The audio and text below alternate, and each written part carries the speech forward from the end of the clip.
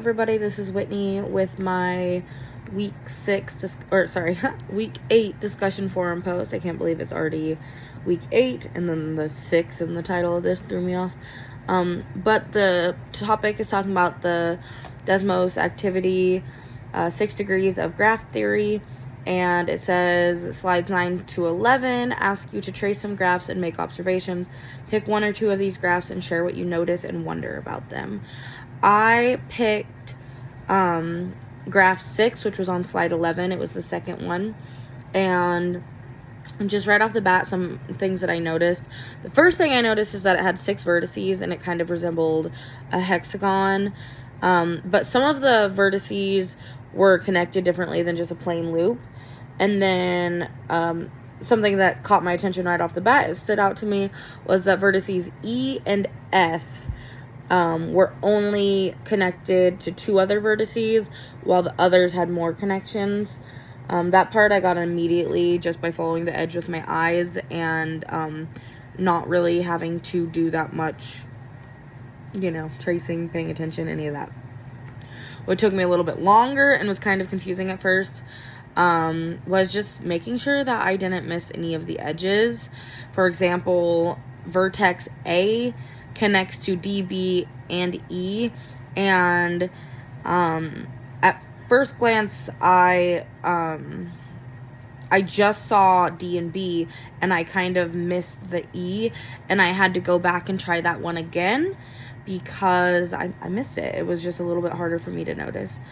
Once I counted more carefully, I found that there were 4 vertices that each had 3 degrees, and E and F only had the 2, which, like I said, I kind of got that right off the bat. And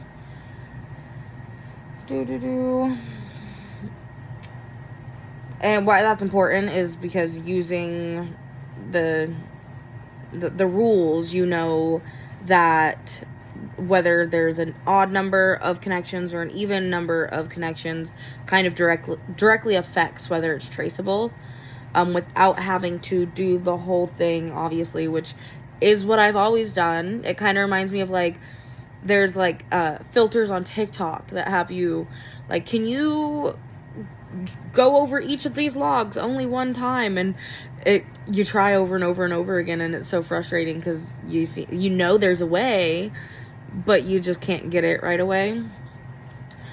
But in this graph we have 4 odd vertices, and that means that it doesn't fit the rules, so it's not traceable. And basically, you know what traceable means. I don't know why I'm over explaining. And yeah, it made a lot more sense once I understand the rules and I connected the parity rule to what I was looking at, versus in the beginning where I didn't know the rules and I was just trying to do the whole thing. So kind of what I wonder about the graph is if I were to add just one more edge somewhere, maybe between E and F, what would change the degrees enough to make that graph traceable? So that's kind of what I wonder, is what do you need to do in order to make that graph traceable? And that is all. Thank you guys. I hope you have an amazing last week.